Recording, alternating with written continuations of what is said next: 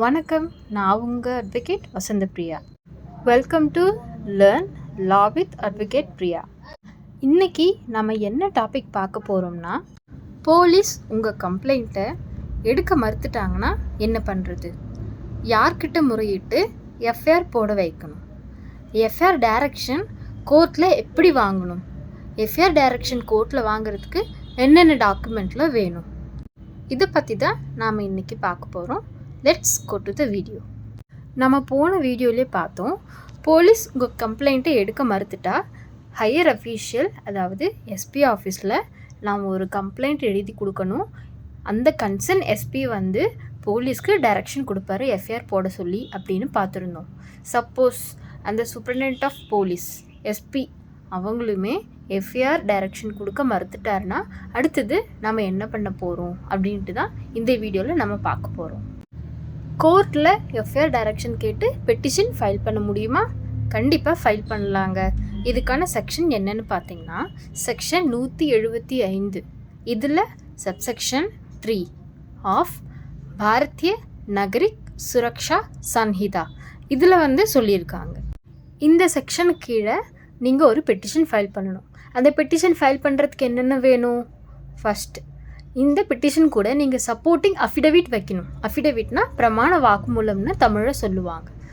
உங்களோட பேர், உங்களோட டீட்டெயில்ஸ்லாம் சொல்லி எந்த காரணத்துக்காக நீங்கள் போலீஸ் ஸ்டேஷனில் வந்து கம்ப்ளைண்ட் கொடுத்தீங்க, அவர் எந்த காரணத்தால் எடுக்க மறுத்துட்டாரு, எதனால் நீங்கள் வந்து எஸ்பி ஆஃபீஸ்க்கு வந்து ரிட்டன் கம்ப்ளைண்ட் கொடுத்தீங்க, அவருமே வாங்க மறுத்துட்டாரு அப்படின்ற காரணத்தை சொல்லி நம்ம டீட்டெயில் இதில் ஃபில் பண்ணிவிட்டு நாம் அந்த பிரமாண வாக்குமூலத்தில் சைன் பண்ணி கொடுப்போம்.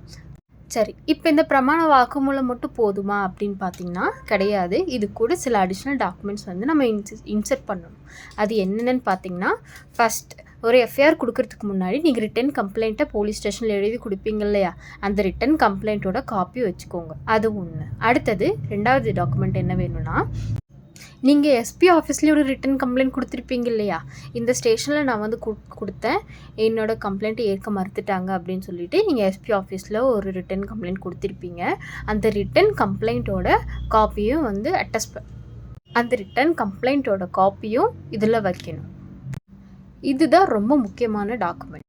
சரிங்க, இப்போ பெட்டிஷன் வந்து ஃபைல் பண்ணியாச்சு கோர்ட்லனா, அடுத்த ஸ்டெப் என்ன பண்ணுவாங்கன்னா, அந்த பெட்டிஷனை ஜட்ஜி எடுத்து பார்த்துட்டு அடுத்த ஸ்டேஜுக்கு வந்து மூவ் பண்ணுவார். நெக்ஸ்ட்டு ஸ்டேஜ் வந்து என்னென்னு பார்த்தீங்கன்னா, நம்ம கோர்ட்லேருந்து போலீஸ் ஸ்டேஷனுக்கு ஒரு நோட்டீஸ் வந்து அனுப்புவாங்க.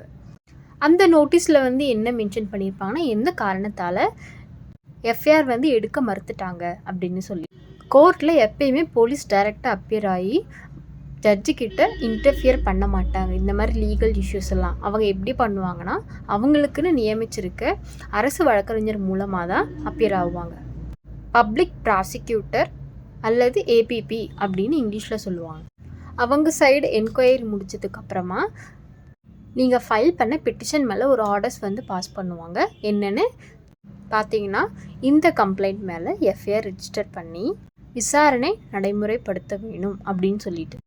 ஸோ இப்படி தாங்க நம்ம எஃப்ஐஆர் டைரக்ஷன் வந்து கோர்ட்டில் ஃபைல் பண்ணி வாங்கலாம். இந்த வீடியோ கண்டிப்பாக உங்களுக்கு ஹெல்ப்ஃபுல்லாக இருக்கும்னு நான் நம்புகிறேன். இந்த மாதிரி லீகல் சொல்யூஷன் ரிலேட்டடாக வீடியோஸ் வேணும்னா நம்ம சேனலை சப்ஸ்கிரைப் பண்ணிக்கோங்க. இந்த மாதிரி லீகல் இஷ்யூஸ்க்கு நீங்கள் எந்த மாதிரி சொல்யூஷன் வேணும் அப்படின்னு சொல்லிட்டு நம்ம கமெண்ட் பாக்ஸ்லேயும் கமெண்ட் பண்ணுங்கள். நன்றி.